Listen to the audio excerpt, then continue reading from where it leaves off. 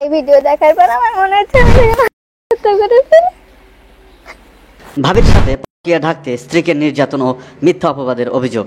সিরাজগঞ্জের শাহজাদপুরে ভাবির সাথে প্রক্রিয়া প্রেমের বিষয়টি ঢাকতে স্ত্রী মাবিয়া খাতুনের নামে কুরুচিপূর্ণ মিথ্যা অপবাদ দিয়ে নির্যাতনের অভিযোগ উঠেছে শরীফুল ইসলাম নামের এক যুবকের বিরুদ্ধে। অভিযুক্ত শরীফুল পেশায় অটোচালক। সে উপজেলার পোতাজিয়া ইউনিয়নের মাদলা দক্ষিণপাড়া গ্রামের দিনমজুর মন্টু সরকারের ছেলে। গৃহবধূ মাবিয়া খাতুন শাহজাদপুর পৌর শহরের পুকুরপাড় মহল্লার দরিদ্র শাহনেওয়াজ খানের মেয়ে। 2 বছর পূর্বে পারিবারিকভাবে তাদের বিয়ে হয়। তাদের ঘরে 7 মাসের একটি কন্যা সন্তান রয়েছে। আজ বৃহস্পতিবার সকালে পুকুরপাড় মহল্লায় সরেজমিনে গেলে নির্যাতনের শিকার গৃহবধূ মাবিয়া খাতুন অভিযোগ করে বলেন, আমার ভাসুর আরিফুল ইসলাম সৌদি আরব থেকে দেশে ফিরে 9 মাস পূর্বে সাথী খাতুন নামের খালাতো বোনকে বিয়ে করেন। বিয়ের 3 মাস পর তিনি আবারও সৌদি আরব ফিরে যান। তারপর থেকে আমার স্বামী শরীফুল ও তার ভাবি পরকীয়া প্রেমে জড়িয়ে পড়ে। বিষয়টি আমার কাছে প্রকাশ পেলে আমি প্রতিবাদ করি এবং শাশুড়িকে জানাই। তারপর থেকেই শাশুড়ি ও স্বামী শরীফুল আমাকে মারধর ও নির্যাতন করতে থাকে এবং চুপ না থাকলে সন্তানকে মেরে হুমকি দেয়। চলতি মাসের 3 তারিখে বিষয়টি সুরাহা করার জন্য আমার বাবা মা শ্বশুরবাড়িতে এলে তাদেরও মারধর করে ঘরে বন্দি করে রাখে। পরে এলাকাবাসী গিয়ে আমি ও আমার সন্তান সহ সবাইকে উদ্ধার করে বাবার বাড়িতে নিয়ে আসে। তিনি আরও অভিযোগ করে বলেন, প্রেমের বিষয়টি ধামাচাপা দেওয়ার জন্য আমার স্বামী সম্প্রতি আমার নামে সামাজিক যোগাযোগ মাধ্যমে মিথ্যা প্রোপাগান্ডা ছড়ায় যে আমি আমার প্রবাসী স্বামী ও সন্তানকে রেখে উধাও হয়ে গেছি, যা সম্পূর্ণ মিথ্যা ও ভিত্তিহীন। এই ঘটনায় স্বামী শরীফুল ইসলামকে অভিযুক্ত করে শাহজাদপুর থানায় একটি লিখিত অভিযোগ করেছেন মাবিয়া খাতুন। আমার স্বামী আমাকে মিথ্যা অপবাদ দিয়েছে যে আমি নাকি বাড়ি থেকে আমার 7 মাসের সন্তানকে রেখে উধাও হয়ে গেছি।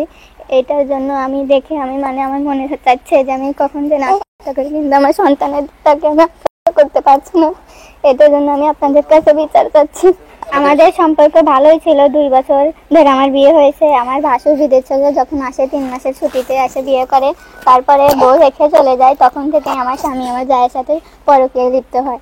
এটা বড় জায়ের সাথে সে পরকীয়ায় লিপ্ত হয়, এর জন্য সেই কাজ করছে। তারটা ধামাচাপা দেওয়ার জন্য আমাকে মিথ্যা অপবাদ দিয়েছে। এই বিষয়ে বক্তব্য জানতে অভিযুক্ত শরীফুলের মুঠোফোনে যোগাযোগ করা হলে তিনি সাংবাদিক পরিচয় জানতে পেরে কল কেটে দেন। পরে তার মোবাইল ফোন বন্ধ পাওয়া যায়। এই বিষয়ে স্থানীয় ইউপি সদস্য মোহাম্মদ আলাউদ্দিন হোসেন বলেন, এই মেয়ে সম্পর্কে আমি যেটুকু জানি, এই মেয়ের স্বামী আমাকে আর সাইফুলকে মেয়ের বাবার বাড়ি পাঠানোর পরে আমি সাইফুল আর হলো এসব নামে একটা ছেলে যা ওই মেয়ের বাবার বাড়ি যাওয়ার পরে ওই মেয়ের সাথে আমি কথা বলি, মেয়ের ছেলের সাথে কথাবার্তা, মেয়ের যে একটা বাচ্চা আছে ওরাও আমাকে দেখায়। ওরা হলো মেয়ে এবং ওই মেয়ের বাচ্চা ওই মেয়ের বাবার কাছে আছে, আমরা নিজেরা দেখাইছি, কথাবার্তা বলে। কোনো প্রক্রিয়া কোনো কিছু না, এটা মিথ্যা বানোয়াট।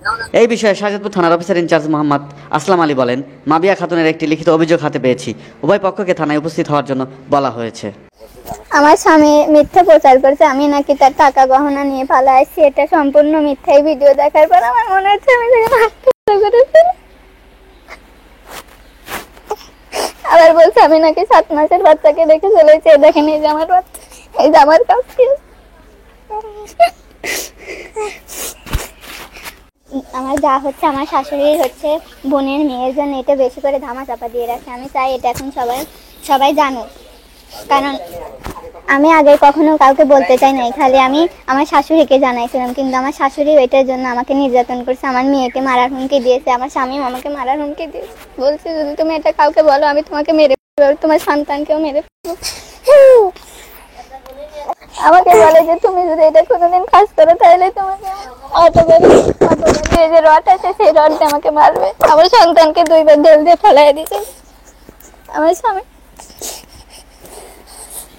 এই ঘটনাস্থলে আমার বাবা মাকে জানানো হয়, জানানোর পরে আমার মা যায়। আমার মা যাওয়ার পরে আমার শ্বশুর শাশুড়ি আমার চাচি শাশুড়ি আমার মাকে আটকায় মারধর করে এবং আমাকেও আটকায় রাখে। তারপরে আমার বাবা যায়, আমার বাবাকেও আটকায় রাখে, ঘরবন্দি করে রাখে।